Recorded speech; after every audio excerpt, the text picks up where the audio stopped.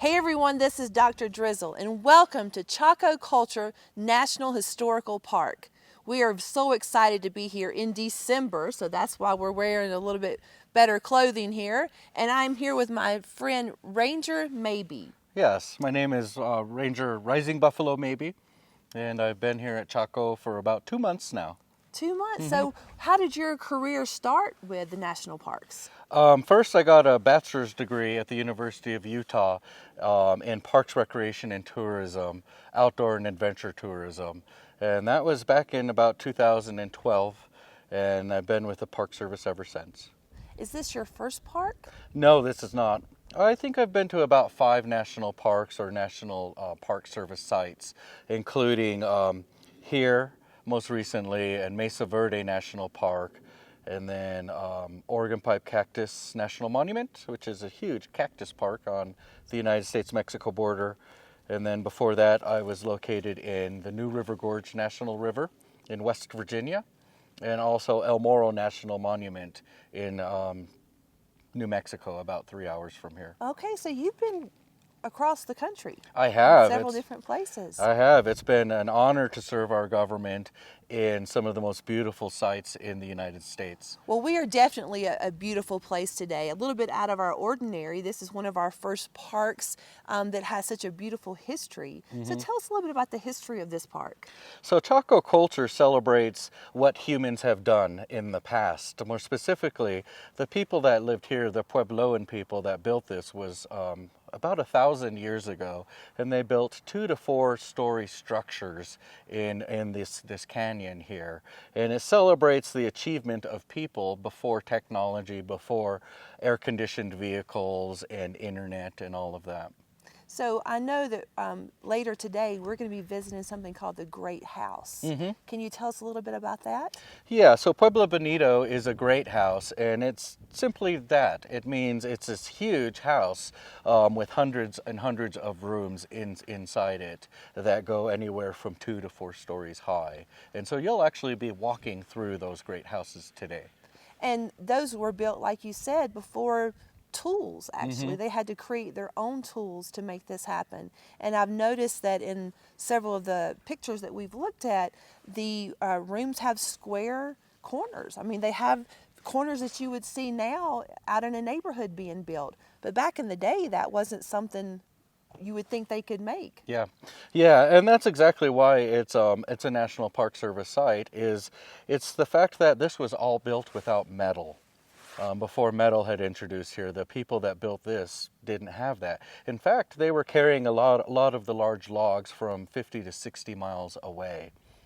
So it just shows what the ingenuity of people can do when they really want to see something happen. Innovation is not just now. It started, so how many years ago? About 1,000 years ago. So 1,000 years ago. 1,000 years plus, yeah. So not only do we have these amazing buildings and petroglyphs, but what about the animals and plants here? What could kids expect to see if they visited Chaco?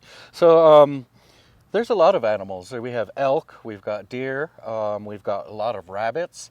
The beautiful part about working here is my neighbors, when I wake up, is a herd of elk. I'll open up my window and look out on the horizon and see 24 elk walking past. I also get to know the local rabbits too, and the birds. When I open up my window every morning and before I go to bed when it gets dark, I'm looking at the same rabbits and the same birds, and it seems like they just come over and say hello. They don't have as big of a fear as humans. They haven't been trained to be afraid of that quite yet.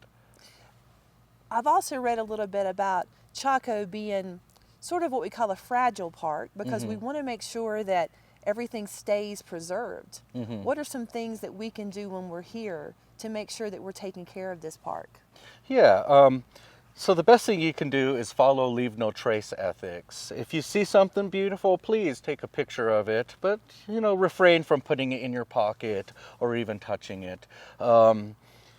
That's one of the easiest ways you can protect these parks. My goal as a park ranger is to try to install preservation efforts for at least 7 generations into the future, so that children's grandchildren's grandchildren's grandchildren's can come here and enjoy this park also 100 years from now. So if these children grow up and bring their children here, what are some activities they can do here? Are there ranger programs or things that you offer here on site?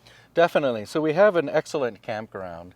On top of that, we offer hiking trails anywhere from 1/2 mile to about 7.5 miles, either climbing up to the top of some of these mesas behind us or exploring some of the great houses. During the summer months, we offer ranger guided programs through some of these dwellings, but we're also famous for our dark skies. The skies here have some of the least light pollution in the country, and so you can see stars like you would have never seen before. And I notice you also have some telescopes here that people could use when they visit. Definitely. We do have night sky programs that are offered where you can come in and look at the night sky through some of these observatories that we have. What are the numbers of people that come each year? I mean, how many people actually come to Chaco? About 100 people on a good day. Now keep in mind, it's 13 to 20 miles of unpaved road to get yes, here. Yes, it is. We came in on that. Yeah. So how I look at that is just like the Puebloan people who lived here 1,000 years had to carry their wood, they earned the right to be able to build this. And when visitors come here, they have to earn the right to be able to visit too by dealing with unpaved roads, which can be sometimes jarring in a car when it's really bumpy. But it also kind of gives you some excitement to what's coming ahead. I know that we came in, I was holding on to the little bar, but getting excited about this and knowing that what I'm getting ready to go see is some sacred ground. So I'm excited to experience what people experienced thousands of years ago. Now, we always challenge our kids to do some type of engineering project with this park, and I thought we could do something with the dark skies. So we know that this is a dark sky designated park. So students, your challenge is research how a park would get a dark sky designation, but think about what you could do as a citizen to cut down on light pollution in your home, in your school, in your neighborhoods, in your towns. Just cutting lights off is going to save energy, but you could also make it a more beautiful place in your town if you could look up at night and actually see the stars. So if we could give advice to these students about becoming a park ranger, what would you tell them to do? Get to know your local parks, understand what's in your backyard or near your town, maybe volunteer during the summer times when you have months off. Just get to know the park, get to know the park rangers. And learn how to communicate with each other, talk to people, ask them about what they do. And you could also work here at Chaco Culture National Historical Park. And I'll be honest with you kids, that took me 5 turns to get that word right. But there are so many parks. So we're going to run underneath us the taglines for the national parks for Chaco. We want you to go to those URLs and research a little bit more about Chaco and try to make it out here. It's a beautiful place. If you've got a 4-wheel drive car or just have very adventurous seats, you can make it out here. Thank you so much for letting us come out here today. It is very, very cold. You're My welcome. hands are freezing and I'm thinking I'm getting a chill, but I can't wait to explore this beautiful Definitely park. enjoy the park. Yes, let me get my hat on one more time. Thanks kids for joining us. This is Dr. Drizzle out.